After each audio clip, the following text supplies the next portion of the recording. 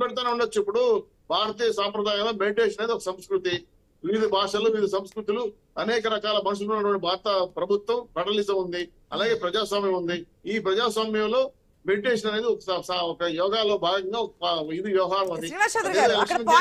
చేసుకోవచ్చు, చెయ్యొద్దు అని చెప్పట్లేదు. కాకపోతే ఎలక్షన్ కూడా అమల్లో ఉంది కదా, ప్రచారం అవసరం లేదు, మీడియాలో రావడానికి ఆస్కారం లేదు, ఎందుకంటే ఇది మళ్ళీ ఎంతో కొంత ఓటర్లను ప్రభావితం చేసే అవకాశం ఉంటుంది కదా అనేది విపక్షాల యొక్క ఆరోపణ. ఆఫ్టర్ 4th తర్వాత మీరు చేసుకోండి అంటున్నారు. ఎలక్షన్ ముగిసిపోయింది. రేపు 1వ తారీఖున 57 కాన్స్టిట్యూన్సీ మాత్రం జరుగుతున్నాయి. ఒకటి అయిపోతుంది, దీనికి కాదనట్లేదు. ఇది ఎలక్షన్ కోడ్ పట్టకపోతే ఒక నిమిషం అండి, 50 రేపు 1వ తేదీ ఎలక్షన్ కమిషన్ పరిధిలోకి వస్తే ఎలక్షన్ కమిషన్ చెబుతుంది. అంతేగాని యోగా ఈ గుళ్ళో కూర్చొని చేసుకోవడం యోగా తప్పంటే నేనైతే సమాధించలేండి, అది కరెక్ట్ కాదు. కాకపోతే ఎలక్షన్ కమిషన్ చెప్పిన నిబంధనల ప్రకారం ఉందా లేదా, మీరు అన్న టీవీలో రాకూడదు, పేపర్లో రాకూడదు, అది చేసుకోండి, తప్పేం లేదు. కానీ యోగా చేయటమే తప్పని నేను అట్లా. యోగా చేయటం కరెక్ట్. ఆయన విదేశాలకు వెళ్ళా ఏదో కూర్చొని ధ్యానం చేసుకోవాలనుకున్నాడు, దానికి సంబంధించాలని చేసి మీరేసారి కోర్టులో టీవీలకు రాకూడదు, పేపర్లు రాకూడదు. దీంట్లో క్లియర్ గా ఉందమ్మా, భారత సంస్కృతి కాపాడాల్సిన బాధ్యత ప్రధానమంత్రిగా మెసేజ్ ఇస్తున్నారు, తప్పేం కాదు. దాంట్లో తప్పుంటే కోర్టుకు వెళ్ళమనండి. అమ్మ ఆశా గారు, శ్రీనివాస్ గారు ఆ పార్టీ తోటి వెంటే అనుబంధం ఉంది కాబట్టి, ఎన్డీఏ కూటమిలో వీళ్ళు కూడా భాగస్వామ్యం కాబట్టి మరి ఆ మాత్రం జాకిలు పెట్టి లేకపోతే బాగోదు. సైద గారు ఆ మాత్రం జాకిలు పెట్టి మాట్లాడివ్వండి ప్లీజ్, సమయం లేదు. సైద గారు ప్లీజ్ కంక్లూడ్. అన్ని ప్రజలు చూసారు కదా, మనకి ఏ రిజల్ట్స్ అయితే ఫలితాలు మనకు తెలుస్తాయి, పదిలంగానే ఉన్నాయి కాబట్టి 4th వరకు వెయిట్ చేద్దాం. సైదా గారు ఫైనల్ కామెంట్స్ ప్లీజ్.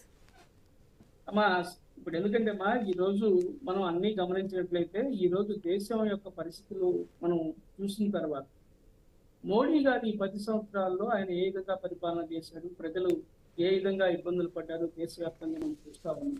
మన రాష్ట్రానికి కావాల్సిన హక్కులు కూడా కాలరాసినటువంటి వ్యక్తి మోడీ. ఇంకా మరి ఆయన్ని గురించి పట్టుకుని ఏలాడుతున్నారంటే చాలా దుర్మార్గం. మేము ఒకటే చెప్తున్నాం, ఈ యొక్క ఎన్నికలు రేపు జూన్ 4వ తారీఖున ఫలితాలు వెలువడటంతో తప్పనిసరిగా దేశవ్యాప్తంగా కాంగ్రెస్ పార్టీ ప్రభంజనం ఇస్తా ఉంది. ఎలాంటి పరిస్థితులైనా 300 పైచిలకు సీట్లతోటి కాంగ్రెస్ ప్రభుత్వం అధికారంలోకి రాబోతా ఉంది.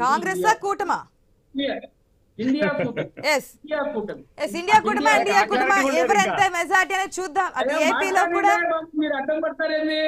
మీరు చెప్తున్నారు కదా కాంగ్రెస్ ప్రభుత్వం అధికారంలోకి వస్తుంది అన్నారు. ఓకే, కాంగ్రెస్ ప్రభుత్వం కాదు కూటమి అనేది. అన్నారు కాంగ్రెస్ 50 స్థానాలు కూడా రావనా? ఓకే చూద్దాం, ప్రజల తీర్పు కదా, ప్రజల తీర్పు కదా. అది ఏపీలో అధికార పార్టీకైనా సరే, కేంద్రంలో కూటమికైనా సరే, ప్రజల తీర్పు అంతిమ తీర్పు. డ్రామాలు ఆడుతున్నారు, మీరు నాటకాలు ఆడుతున్నారు, ప్రజలు గమనిస్తున్నారు. మీ పిచ్చి పీక్ స్టేజ్ చేరుకుంది.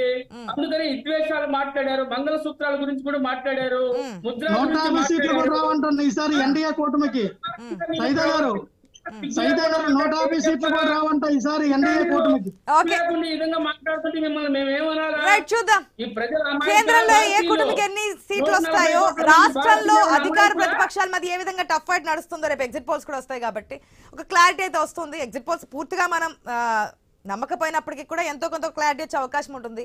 4th తెలుస్తుంది కదా ఏ పార్టీకి ఎంత అనేది. కాసేపు వెయిట్ చేద్దాం. ఈలోపు ఇంకెన్ని కామెంట్స్ వస్తాయో చూద్దాం. థ్యాంక్ యూ అండి, థ్యాంక్ యూ సో మచ్ డిబేట్లో పార్టిసిపేట్ చేసిన అందరికీ కూడా. ఇది వాటి news agenda. Keep watching I news, మీతోని మీ వెంటే.